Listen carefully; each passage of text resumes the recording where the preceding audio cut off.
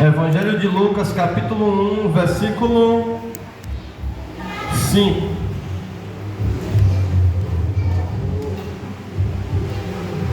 Lucas 1, 5.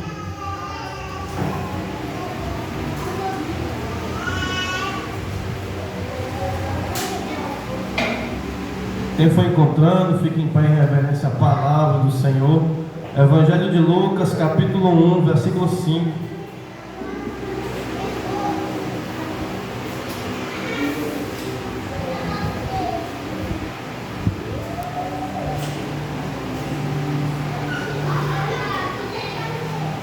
A palavra do Senhor. Existiu no tempo de Herodes, rei da Judeia, um sacerdote chamado Zacarias, da ordem de Abias, e cuja mulher era das filhas de Arão. O nome dela era Isabel. Oremos ao Senhor. Querido Deus e eterno, que narram a história de Jesus aqui na terra, nós temos o Evangelho de Mateus, escrito pelo apóstolo Mateus. Nós temos o Evangelho de João, escrito pelo apóstolo João. Porém, o Evangelho de Marcos não era um apóstolo. Marcos provavelmente nem conheceu a Jesus, mas foi o primeiro evangelho a ser escrito. Consequentemente, Lucas também nunca viu Jesus pessoalmente. Lucas se converteu por meio da pregação de Paulo e se tornou um companheiro de Paulo em suas viagens, e assim também escreveu o livro de Atos dos Apóstolos. E nessa narrativa de Lucas, nós vemos que Lucas direciona o seu evangelho a um homem chamado Teófilo. E Lucas, quando vai se referir a Teófilo, ele usa a expressão excelentíssimo Teófilo.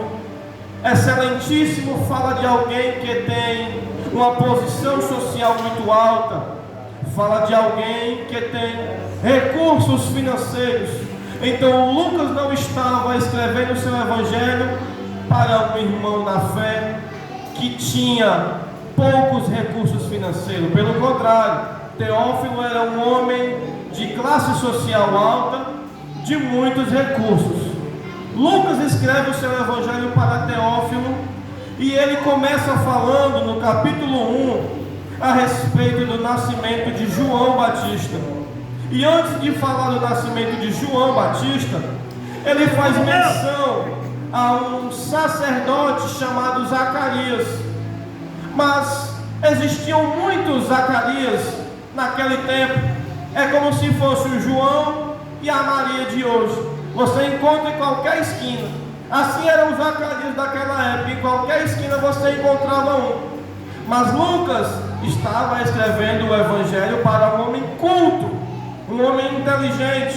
Então ele vai fincar formas de identificar quem era aquele Zacarias.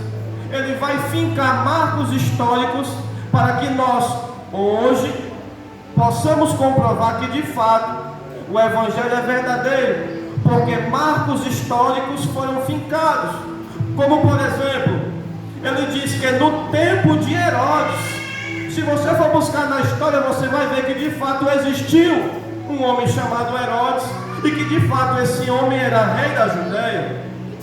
Ele vai dizer também que esse Zacarias era da ordem de Abias.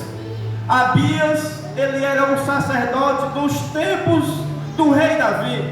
Para que você entenda melhor, nos tempos do rei Davi, existiam muitos sacerdotes para pouco trabalho. Então, para que todos pudessem trabalhar, o rei Davi dividiu os sacerdotes em 24 turmas. Essas turmas eram sorteadas para que cada turma pudesse servir ao templo 2 vezes por ano. Uma semana em um mês, a segunda semana em outro mês. E Zacarias era da ordem de Abias. Abias, ele pertencia à 8ª turma. Para que você tenha um pouco de noção, nos tempos de Davi, existiam 1000 e poucos sacerdotes. Mas nos tempos desse Zacarias, provavelmente existiam mais de 20.000 sacerdotes.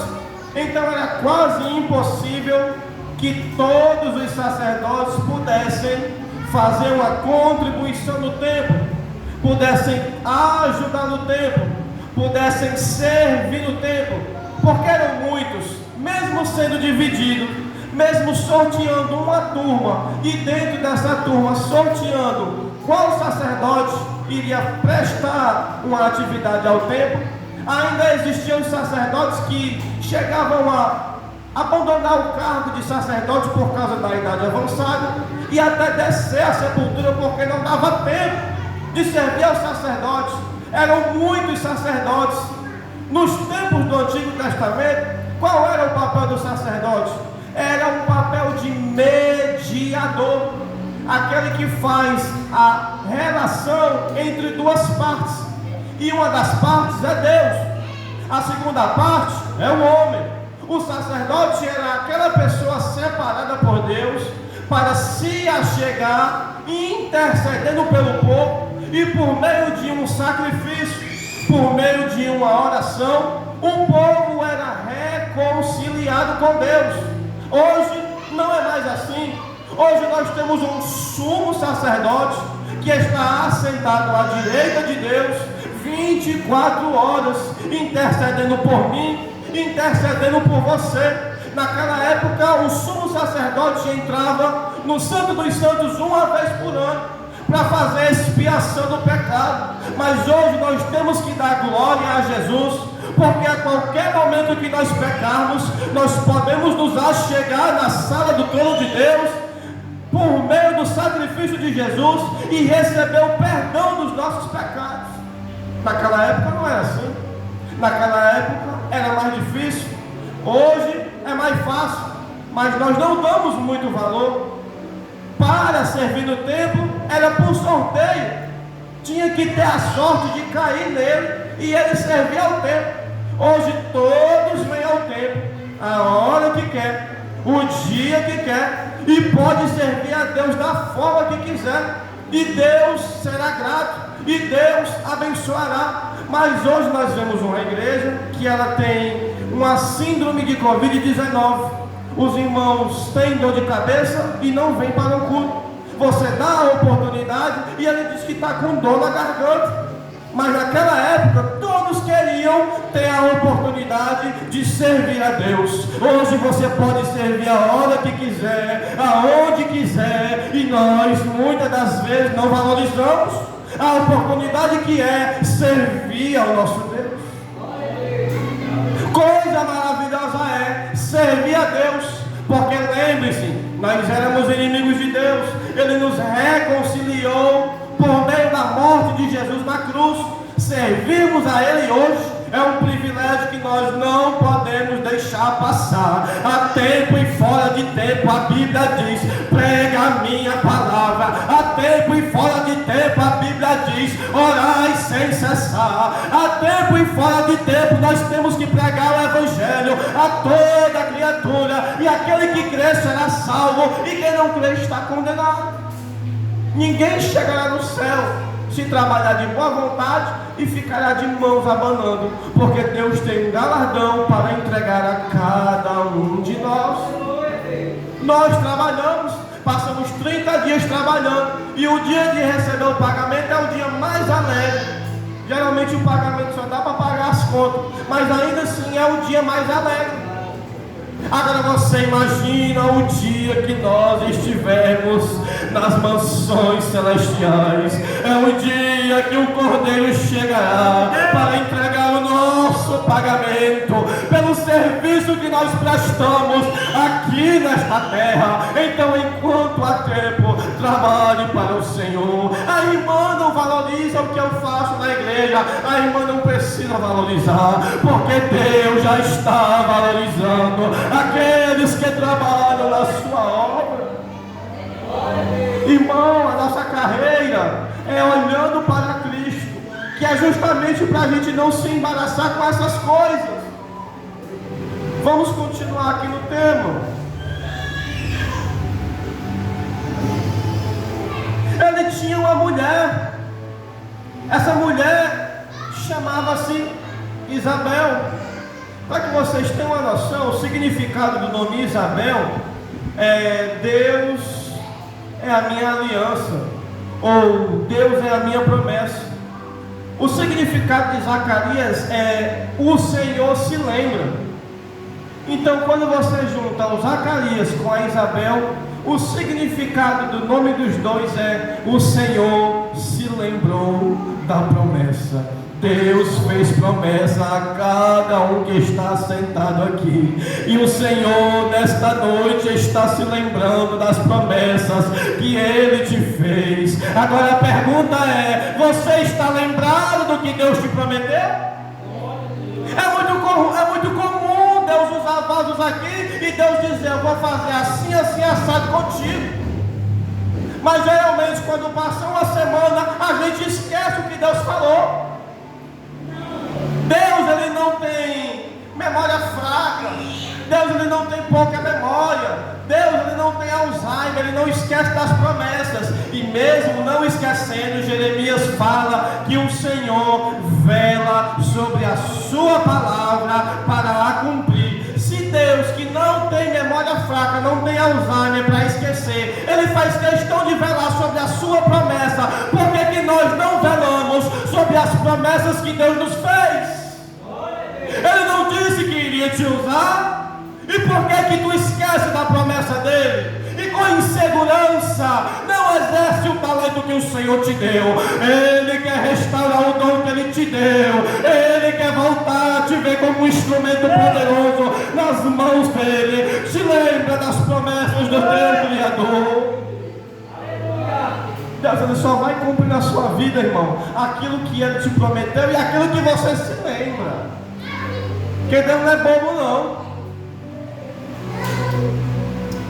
Não esqueça do que Deus te prometeu. E como Paulo disse a Timóteo, pelas profecias que profetizaram acerca de ti, por elas combata um bom combate. O Senhor me disse que faria de mim um evangelista. Combata um bom combate por isso. O Senhor disse que iria salvar a minha casa. Combata um bom combate por isso. Alguém vai olhar e vai dizer: não, mas aí não tem mais jeito. Tem jeito sim, porque esse Zacarias era casado com uma mulher chamada Isabel. Aí alguém vai dizer: existiam muitas Isabéis, e de fato existiam, mas Lucas diz: essa Isabel era das filhas de Arão. Ele fez questão de destacar o parentesco, quem estava reinando, qual era a ordem dos sacerdotes Zacarias, para que todos soubessem quem era aquele casal. Deus, Ele não esquece de nenhum de nós. Ele pega as águas do oceano com uma mão só. E além de pegar as águas do oceano com uma mão só, a palavra de Deus diz que o nosso nome está gravado nas palmas de suas mãos. Aleluia! Quando Deus olha para a palma de sua mão, Ele vê o nome do pastor Roque, Ele vê o nome do Piratão, vê o nome da irmã Isabel. É uma prova de que Ele não esqueceu de ti. Ele chama cada uma das estrelas do céu pelo nome, e as estrelas se aproximam, e Ele também te chama pelo teu nome, e nesta noite te diz: eu te escolhi, trabalhas para mim, que eu trabalho pelos teus. Enquanto tu trabalha por Deus, Ele cuida dos teus.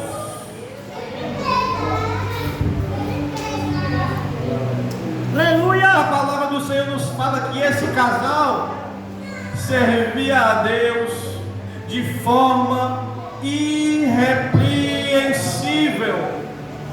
Servir a Deus de forma irrepreensível é não ter nenhuma falha, é não ter nenhuma ponta para alguém acusar. Reflita agora você. O seu testemunho é de alguém irrepreensível? Ou você deixa algo a desejar? orar para que alguém lhe aponte. Aquele casal servia a Deus de forma firme. A Bíblia dá testemunho que eles eram justos, tinham um relacionamento íntimo com Deus, serviam a Deus com retidão por meio da fé, e eles eram justos perante Deus. Eles não serviam para agradar ao homem, eles serviam para agradar ao Senhor. Eles eram justos e serviam para louvar o nome do Senhor. Hoje tem gente que louva, que adora, que doa, mas não é para Deus, é para o homem, é para se exibir, é para ganhar crédito, é para ganhar elogio. Mas esse casal era irrepreensível. Ninguém podia acusar aquele casal de nada. Ninguém poderia dizer que eles não guardaram o sábado. Ninguém podia dizer que eles pecaram com a boca. Ninguém podia dizer que eles estavam em adultério, porque não davam espaço para o diabo meter o dedo, porque estavam com as brechas tampadas. Hoje tem gente na casa do Senhor que ele é agarrado com Deus no domingo e na segunda-feira ele anda de mão dada com o diabo, escandaliza a obra e não espera que um dia Deus também vai te envergonhar, porque é costumeiro nós pensarmos que Deus não envergonha, e é da preferência de Deus não envergonhar. Mas se alguém envergonha o seu evangelho, ele também envergonhará, porque Deus disse para Josué, antes de invadir a muralha de Jericó: não tome nada de lá, tudo que ficar lá é meu. Teve um Naiatim que pegou ouro, pegou uma túnica e escondeu, escandalizou a obra. Deus envergonhou, expôs e matou. Judas, antes de ser traído, antes de trair Jesus, ele foi anunciado como traidor, foi envergonhado na frente de todos. Ananias e Safira, na hora da oferta, mentiram para o Senhor, e antes do Senhor matar, Deus expôs os dois. Então, meu irmão, vigie, seja irrepreensível. A Bíblia diz que nós não devemos dar nenhuma brecha para o nosso adversário. Nós temos que ser santo no falar, santo no pensar, santo no andar, santo no agir, para que o nosso adversário se envergonhe, não tendo nenhum mal que apontar de nós. Muitos já chegaram para apontar esse homem aqui, e a única forma de apontar é inventando mentira. Mas Deus cuida do nome dele e cuida do seu nome. Não precisa você puxar faca, não precisa você puxar revólver, porque Deus cuida do teu nome. Não precisa tirar satisfação com ninguém. Se tu cuida da obra de Deus, Deus também cuida de ti e cuida do teu nome. Hoje a gente vê uma geração de crentes que qualquer coisinha vai tirar satisfação com outro, vai puxar intriga, vai puxar conversa, e depois, quando quebra a cara, não sabe por que foi. Mas eu vim aqui para receber uma bênção. Qual é a bênção melhor do que a libertação, a salvação, o Espírito Santo? Tudo que a gente tinha para receber, Ele já deu. Ele faz questão de acrescentar, porque Ele é bom e fiel. Mas não vamos abusar do nosso Deus, porque Ele é amor, mas também é fogo consumidor. Era irrepreensível, guardava todos os mandamentos do Senhor, era um casal fiel na obra, todos os dias estava no templo, todos os dias estava orando, todos os dias meditava na palavra, fiel, não dava brecha para ninguém apontar nenhum defeito. Mas o que chama atenção é que, apesar de tudo isso, no versículo de número 7 diz assim: e não tinham filhos, porque Isabel era estéril, e além de ser estéril, ambos eram avançados em idade. Hoje, se alguém dizer: minha filha, você vai ter um menino, tá doido? Não, eu não, não é para mim não. Nos tempos da mãe do pastor, não.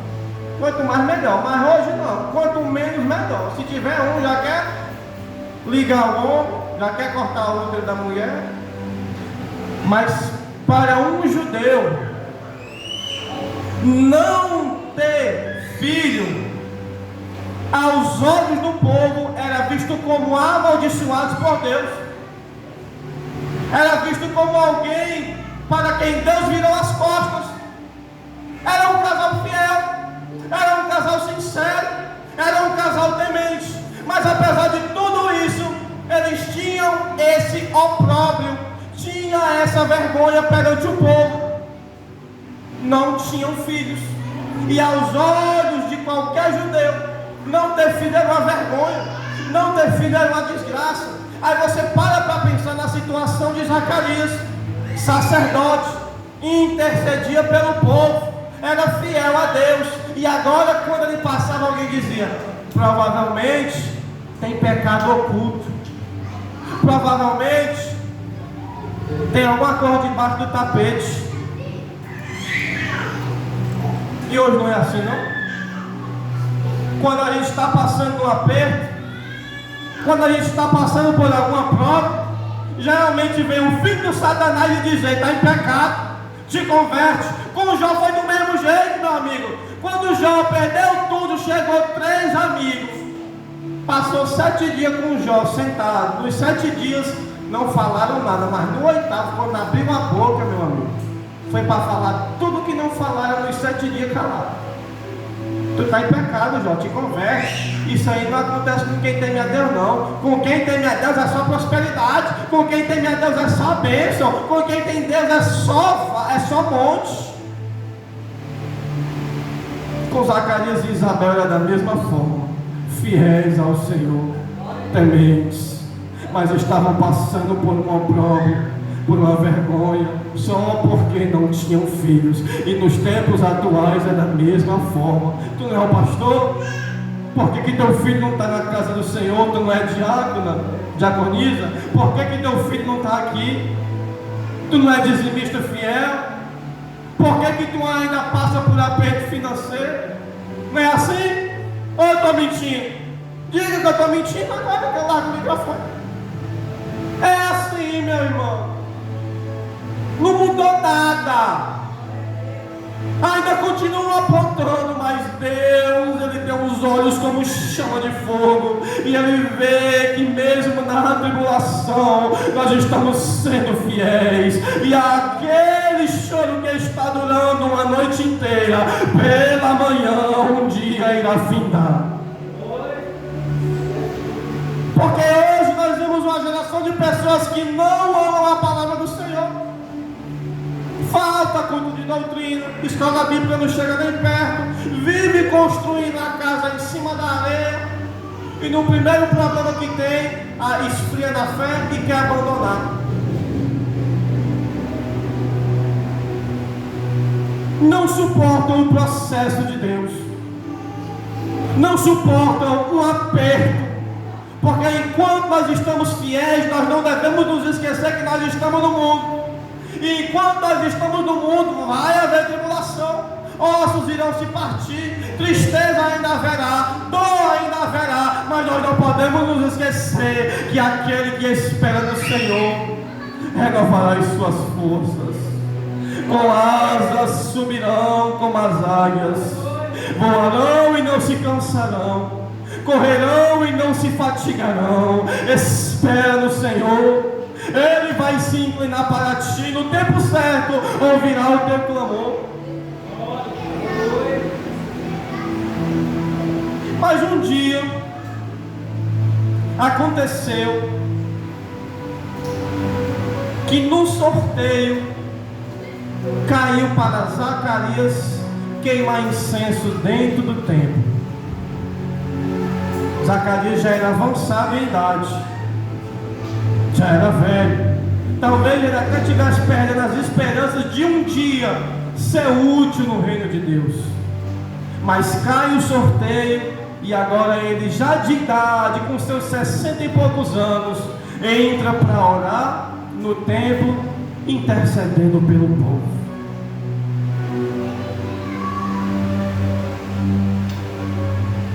E enquanto Zacarias está dentro do templo, todo o povo ficava reunido do lado de fora, esperando Zacarias sair e terminar de orar. A função do sacerdote era orar por todo o povo. Enquanto Zacarias estava dentro do templo, todos esperavam Zacarias sair para o lado de fora. Só que o que chama a atenção é que enquanto Zacarias estava orando pelo povo, agora um anjo aparece e fala com Zacarias. E a primeira coisa que o anjo fala é: Zacarias, não temas, porque a tua oração foi ouvida. A palavra do Senhor fala que se o meu povo, que se chama pelo meu nome, se humilhar, orar, se quebrantar, eu os ouvirei dos altos céus, perdoarei os seus pecados e sararei a sua terra. Mas enquanto não se humilhar, não orar, não se quebrantar, Deus não vai ouvir. Provavelmente Zacarias orou por duas coisas: primeiro pelo povo, e segundo pelo filho, porque o anjo diz: Deus ouviu a tua oração. Zacarias, passando da idade, desejava ainda ter um filho. E hoje tem pessoas que, quando chega nos 30 anos, nos 40 anos, já acha que não é útil mais para nada, já acha que não pode desejar realizar mais nenhum projeto da parte de Deus. Vê os tempos se passando e não vê a promessa que Deus fez se cumprir na sua vida, porque está ansioso demais. Deixa eu te dizer uma coisa: Moisés, quando fugiu do Egito, ele fugiu com 40 anos de idade. Sabe com quantos anos Deus chamou Moisés? 80. Moisés esperou 40 anos para Deus chamá-lo, e ele já estava com 80 anos de idade. E Deus disse: vai e liberta o meu povo. Caleb, com 40 anos de idade, foi enviado por Moisés para espiar uma terra. E Moisés disse: a terra que tu espiar, eu vou te dar por promessa. Caleb tinha 40 anos de idade. Sabe com quantos anos Caleb foi tomar posse da terra que Moisés prometeu a ele? Com 85 anos de idade. Caleb esperou 45 anos para receber a promessa que Deus havia lhe feito, porque há um tempo determinado para todas as coisas debaixo do céu. Há tempo de plantar, há tempo de arrancar o que se plantou, há tempo de chorar, há tempo de se alegrar, há tempo de edificar e há tempo de derribar, há tempo de você nascer e há tempo de você morrer, há tempo de Deus fazer a promessa e há tempo do Senhor cumprir. E Ele quer cumprir as promessas na tua vida, mas pela tua impaciência Ele ainda não tem cumprido. Ansioso, apressado, passa na frente de Deus, não consegue mais esperar em Deus. Moisés esperou 40 anos, Caleb esperou 45, e você não consegue mais esperar um pouco? Você não crê que Deus pode mudar a sua vida? Você não tem fé que o tempo de Deus chegará? Avançado em idade, com uma mulher que não podia ter filho, Zacarias orou pedindo um filho, porque ele sabia da história do povo de Deus. Ele sabia que quando Deus queria fazer algo extraordinário, Ele fazia o impossível acontecer. Quando Deus precisou de um juiz para libertar o seu povo do ventre de uma estéril, esposa de Manoá, Deus gerou Sansão para libertar o povo. Quando Deus precisava de um sacerdote fiel, do ventre de Ana, que era estéril, Deus fez Samuel nascer. Quando Deus precisou de alguém para preparar o caminho do Senhor, do ventre de Isabel, que era estéril e avançada em idade, ele gerou João Batista. Quando ele precisou de um Salvador para o mundo, do ventre de uma virgem, ele fez nascer Jesus de Nazaré. Então aquilo que é impossível para a tua vida, nunca te esqueças, para Deus é possível. A tua oração foi ouvida, tua mulher vai ter um filho, tu vai botar o nome dele de João, e ele orou pedindo a bênção. Mas enquanto ele orou pedindo a bênção, quando a resposta da oração chegou, ele não acreditou. E hoje tem pessoas do mesmo jeito, ora a Deus pedindo por algo, no meio do caminho duvida e para de orar. E quando recebe ainda pergunta, será que é de Deus? Incredulidade. Zacarias pagou um preço alto. Zacarias, eu sou Gabriel, eu estou diante de Deus. As palavras que eu te dei, no seu tempo, irão se cumprir, mas até lá tu ficará mudo. Hoje na igreja tem muitas pessoas estéreis, espirituais, não conseguem gerar nada, mas hoje Deus quer abrir a tua madre, para que tu possa gerar frutos espirituais para a obra do Senhor. Zacarias ficou demorando, e do lado de fora o povo ficou se perguntando, cadê Zacarias? Cadê Zacarias? Já era para ter saído, já era para ter voltado. E eu creio que a sua esposa do lado de fora começou a entender. Ele está demorando, algo de diferente está acontecendo lá dentro. Ele já deveria ter saído, mas se não saiu, eu creio que quando ele sair, algo de Deus irá acontecer. Quando Zacarias sai, ele sai mudo. Todos entenderam que ele recebeu uma revelação do Senhor. Agora vocês talvez não saibam, mas até aquele dia fazia 400 anos que Deus não falava com mais ninguém. 400 anos em silêncio, Deus não falava com mais ninguém. Nem por meio de profeta, nem por meio de sonho, nem por meio de visão, nem por meio da palavra, nada. Silêncio total. E com quem foi que Deus falou para quebrar esse silêncio? Zacarias. Quem era Zacarias? Aquele homem que tinha uma mulher que não podia dar filhos. Todo mundo apontava Zacarias por ele não ter filho, por já ser avançado em idade e descer a sepultura sem dar uma descendência. Mas foi com ele que Deus falou para quebrar o silêncio.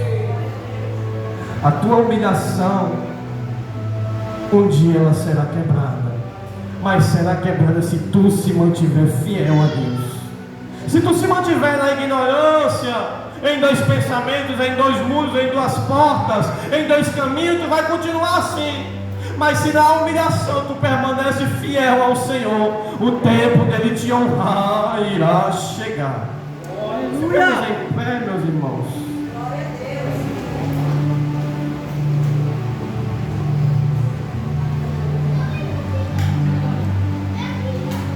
O que aviva a igreja do Senhor não é grito, não é pulo, não é força. O que aviva a igreja do Senhor é o Espírito